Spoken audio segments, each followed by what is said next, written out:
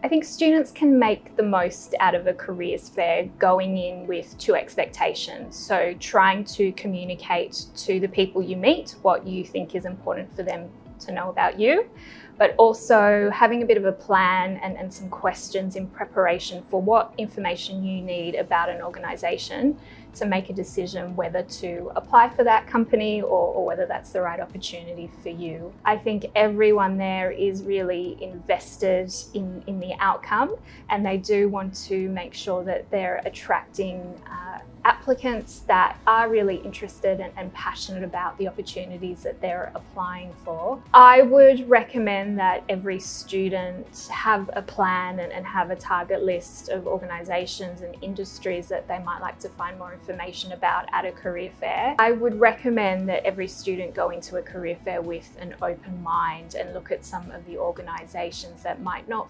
immediately fit into their understanding of what's related to their studies. Organisations have such a broad range of opportunities that are open to students from across disciplines.